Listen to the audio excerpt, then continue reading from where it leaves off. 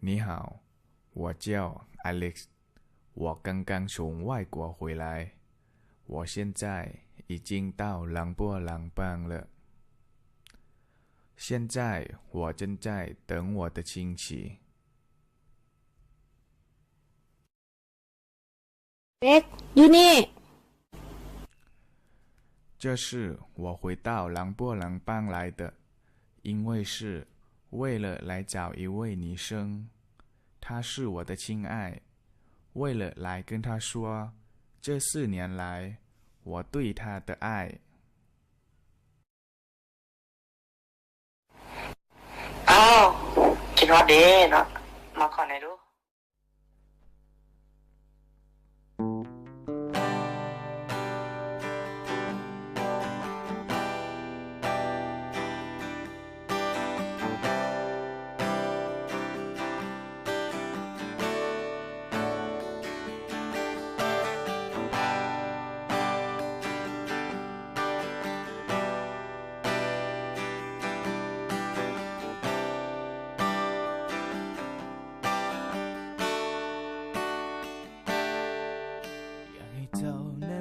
สัมพันธ์ความรู้สึกนี้ไปด้วยกันอยากให้เจ้านั้นได้รู้สึกกับสิ่งที่คอยจะมอบให้ไปในวันนี้ต่อยเจ้าจะบ่เห็นค่าในวันนี้ต่อยเจ้าบ่ยอมเปิดใจแต่ว่าจากวันเจ้าจะหันมาเบิ่งเห็นความจริงที่เป็นว่าคนนี้หักเจ้าเท่าใดคนนี้จริงใจเท่าใดอยากให้เจ้าได้สัมผัสแล้วลองเปิดใจให้คนนี้ได้เดินเข้าไปเติมหักของเขาให้เต็มเติมหักที่มันขาดหายวันเวลาที่มีของเขานั้นเป็นวันที่มีความหมายเก็บหักของเขาสองคนใส่ไว้ในห้องหัวใจที่เรามีกันและกันต่อไปให้เราสองคนนั้นได้หากันตลอดไป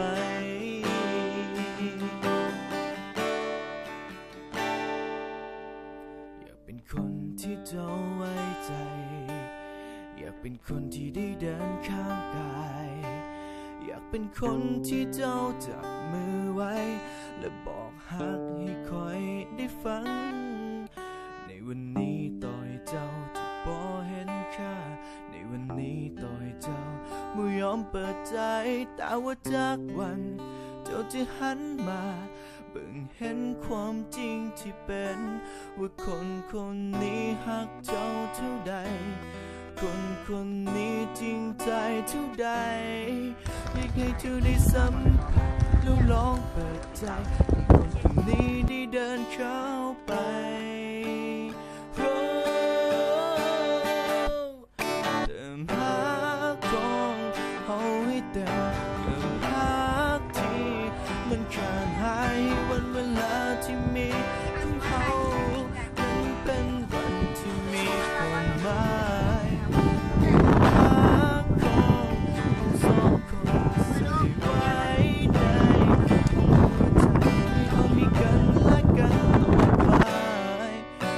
สองคนนั้นได้หากัน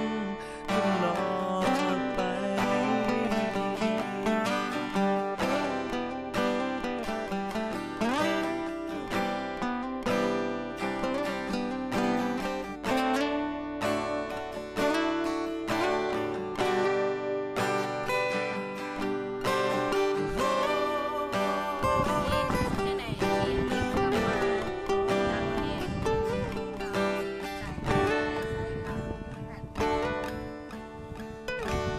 และเล็กเด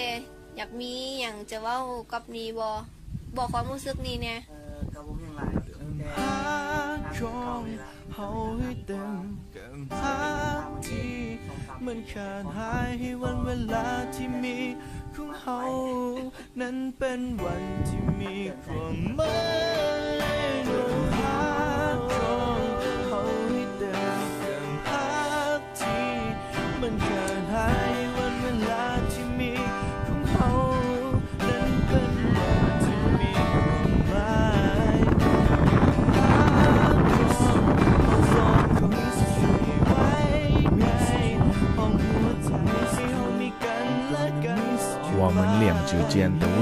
就是距离。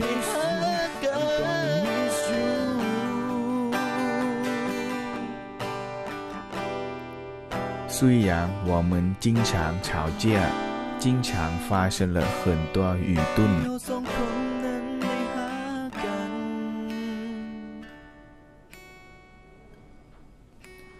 但我们都会超所有的问题。